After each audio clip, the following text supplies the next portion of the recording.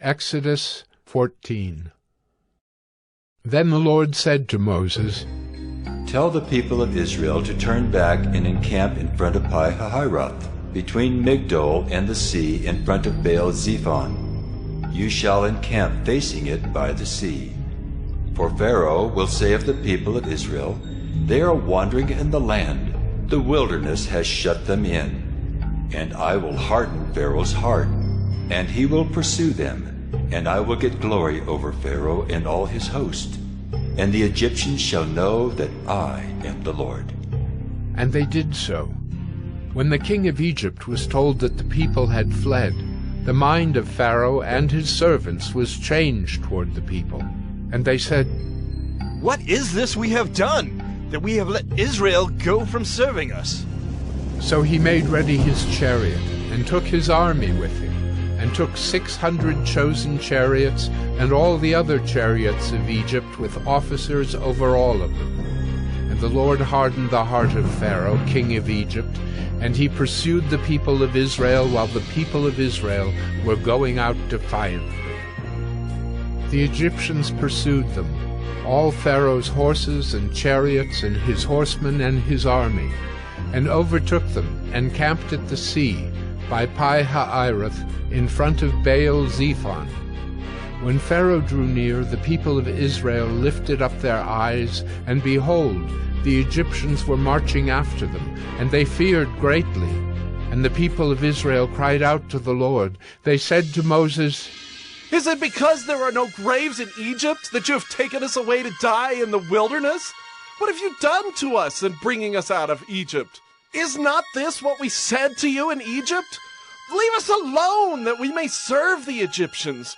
For it would have been better for us to serve the Egyptians than to die in the wilderness. And Moses said to the people, Fear not, stand firm, and see the salvation of the Lord, which he will work for you today. For the Egyptians whom you see today, you shall never see again. The Lord will fight for you, and you have only to be silent. The Lord said to Moses, Why do you cry to me? Tell the people of Israel to go forward. Lift up your staff and stretch out your hand over the sea and divide it, that the people of Israel may go through the sea on dry ground. And I will harden the hearts of the Egyptians so that they shall go in after them. And I will get glory over Pharaoh and all his host, his chariots and his horsemen. And the Egyptians shall know that I am the Lord when I have gotten glory over Pharaoh, his chariots, and his horsemen. Then the angel of God, who was going before the host of Israel, moved and went behind them. And the pillar of cloud moved from before them and stood behind them, coming between the host of Egypt and the host of Israel. And there was the cloud in the darkness, and it lit up the night, without one coming near the other all night. Then Moses stretched out his hand over the sea, and the Lord drove the sea back by a strong east wind all night, and made the sea dry land, and the waters were divided. And the people of Israel went into the midst of the sea on dry ground, the waters being a wall to them on their right hand and on their left. The Egyptians pursued, and went in after them into the midst of the sea, all Pharaoh's horses, his chariots, and his horsemen. And in the morning watch, the Lord in the pillar of fire and of cloud looked down on the Egyptian forces, and threw the Egyptian forces into a panic, clogging their chariot wheels so that they drove heavily. And the Egyptians said, Let us flee from before Israel, for the Lord fights for them against the Egyptians. Then the Lord said to Moses, Stretch out your hand over the sea, that the water may come back upon the Egyptians, upon their chariots, and upon their horsemen.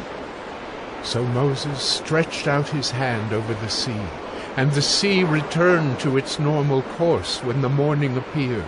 And as the Egyptians fled into it, the Lord threw the Egyptians into the midst of the sea.